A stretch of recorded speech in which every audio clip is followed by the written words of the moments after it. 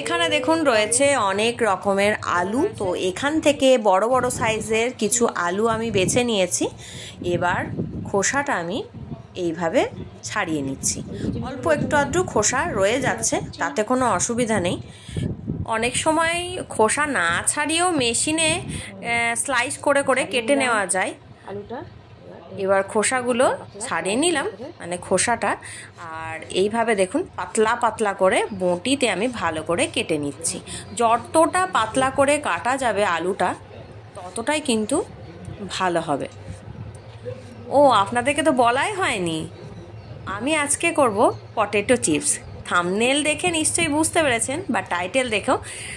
তো যাই হোক, পটেটো চিপস বানাবো, সেই কারণে এইরকম বড় বড় সাইজের কিছু আলু নিয়েছি। আর আলুগুলো পাতলা পাতলা করে, যতটা সম্ভব পাতলা করা যায় ততটা পাতলা করে আমি কেটে নিচ্ছি এইভাবে।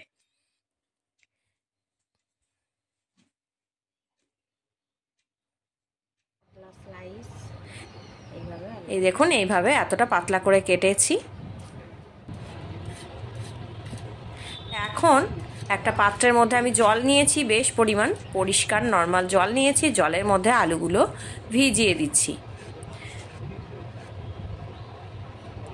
যাতে আলুর কষটা বেরিয়ে যায়। এখন এভাবে কেটে নিচ্ছি, আর জলের মধ্যে কেটে রাখা স্লাইস আলুগুলো এরকম দিয়ে ভালো করে ধুয়ে নেব। আর একবার পারলে জল পাল্টে নেওয়াই ভালো। এখন গ্যাস ওভেনে একটা কড়াই বসিয়ে তার মধ্যে দিয়ে দিয়েছি পরিমাণ মতো নুন। বেশ খানিকটা নুন লাগে, তো নুন দিয়ে দিলাম। আর সঙ্গে দিচ্ছি লঙ্কার গুঁড়ো, শুকনো লঙ্কার গুঁড়ো দিয়ে দিচ্ছি। আর আপনারা চাইলে এর মধ্যে 1 চিমটি হলুদও দিতে পারেন। আমি এখানে হলুদ দিচ্ছি না। হলুদ দিয়ে এই আলুর পাঁপড়টা তৈরি করলে কি হয়, একটু কালচে টাইপের কালার হয়, সেই কারণে আমি হলুদ দিই না। আপনারা চাইলে দিতেই পারেন। দেখুন, বেশ খানিকটা লঙ্কার গুঁড়ো আমি এখানে দিয়ে দিয়েছি। লঙ্কার গুঁড়োর পরিমাণটা বেশি দিতে হবে, তার কারণ হচ্ছে রোদ্দুরে লঙ্কাটা দিলে ঝালটা, আলুটা যখন ভাজা হয় তখন কিন্তু ঝালের পরিমাণটা অতও থাকে না, মানে পাঁপড়টা যখন ভাজা। আমি একবার জল পাল্টে নিয়েছি, আবারও একবার ভালো করে পরিষ্কার নর্মাল জলে ভালো করে আলুর স্লাইসগুলো এইভাবে ধুয়ে নিচ্ছি। এখন এই গরম হয়ে যাওয়া জলের মধ্যে এই আলুগুলো দিয়ে দিচ্ছি।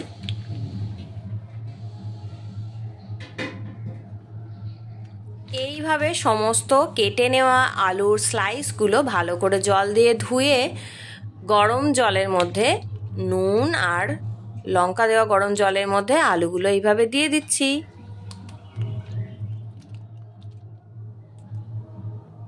এখন আমি একটা থালা নিয়ে এই আলুগুলোকে ভালো করে ঢেকে দেব। আর গ্যাসের আঁচটা আমি হাই ফ্লেমে করে রেখেছি।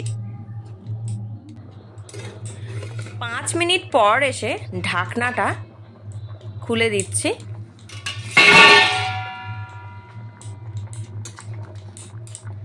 এবার একটা খুন্তি বা হাতার সাহায্যে আলুগুলো একটু ওপর নিচ করে দিতে হবে। তার কারণ হচ্ছে তলার আলুগুলো হয়তো সেদ্ধ হয়ে যাবে, আর ওপরের আলুগুলো সেদ্ধ হবে না, সেই কারণে। খুব বেশি আমি সেদ্ধ করব না, তার কারণ খুব বেশি সেদ্ধ হয়ে গেলে আলু স্লাইসগুলো আস্ত থাকবে না, ভেঙে যাবে, সেই কারণে। নরম হয়ে গেছে, এবার একটু ওপর নিচ করে দিলাম, আর একটু ফুটতে থাকুক। এরপর আমি এটাকে একটা ঝাঁঝরি পাত্রের মধ্যে দিয়ে এইভাবে ছেঁকে নিচ্ছি, মানে ভালো করে জল ঝরিয়ে নিচ্ছি।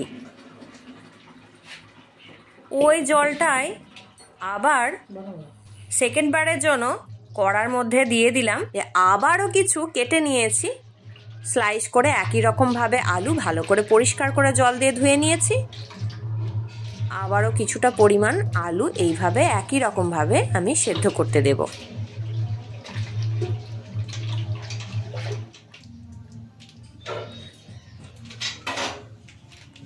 আবার একটু লঙ্কার গুঁড়ো এর মধ্যে দিয়ে দিলাম।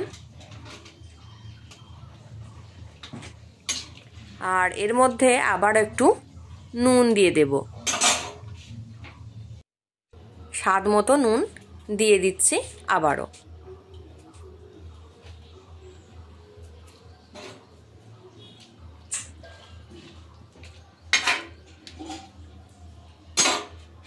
এরপর আবারও আমি থালাটা ঢেকে দিলাম।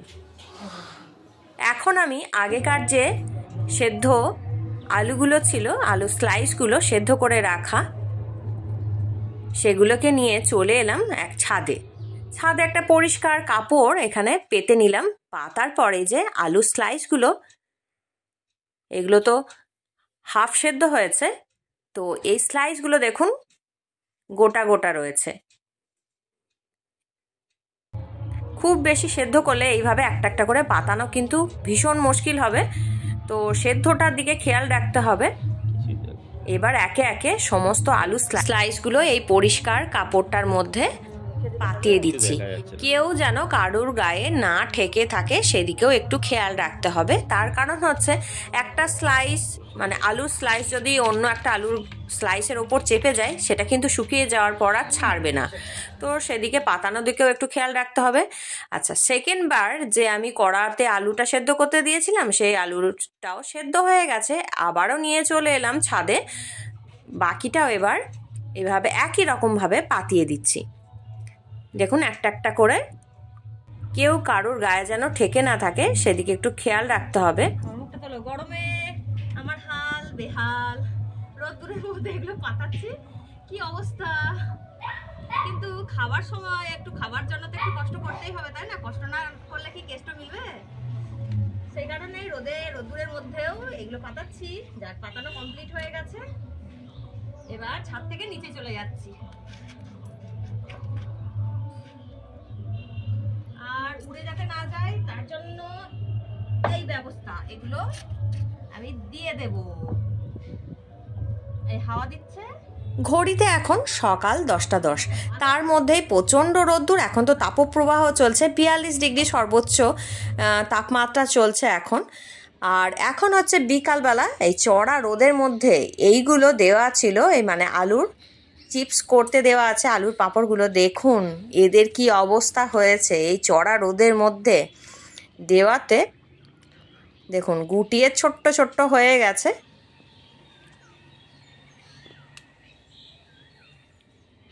চড়া রোদ্দুরে এক রোদ্দুরেতেই ভালো করে শুকিয়ে গেছে।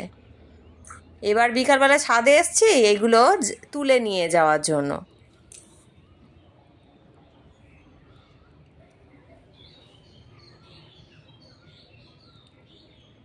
পরদিন সকালবেলাতেও একবার রোদ্দুরে আমি দিয়ে দিয়েছি, যদি না দিলেও চলতো তবুও আমি রোদ্দুরে দিয়ে দিলাম। ঘন্টা দুয়েক রোদ্দুরে, চড়া রোদ্দুরে দেওয়ার পর সন্ধ্যের সময় গ্যাস ওভেনে একটা কড়া বসিয়ে তার মধ্যে দিয়ে দিলাম রিফাইন্ড অয়েল।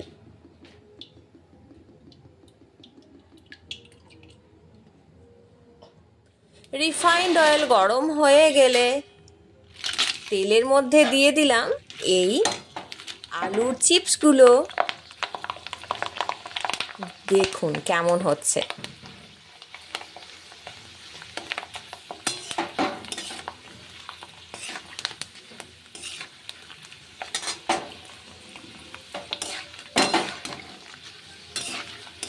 এইভাবে তেলের মধ্যে আলুর পাঁপড়গুলো আমি ভেজে নিচ্ছি। পরিবারের সকলে কিন্তু আলুর পাঁপড় খেতে খুবই পছন্দ করেন, তো সেই কারণে আমি বেশ কিছুটা পরিমাণ আলুর পাঁপড় এখন ভেজে নিচ্ছি। এটা খাওয়া হবে চা বা কফির সঙ্গে। সন্ধ্যের সময় খেতে কিন্তু বেশ ভালোই লাগে। এই যে ভাজা হচ্ছে, দেখুন এই যে একটা পাত্রের মধ্যে ভেজে তুলে রেখেছি। তো আজকের আমার এই পটেটো চিপস বা আলুর পাঁপড় তৈরির রেসিপি কেমন লাগলো কমেন্ট করে কিন্তু জানাবেন। আজ এই পর্যন্তই, দেখা হবে পরবর্তী ভিডিওয়। আর ভিডিও সংক্রান্ত যদি কিছু আপনাদের জানার থাকে অবশ্যই আমায় কমেন্ট বক্সে কমেন্ট করে জানতে পারেন। নমস্কার।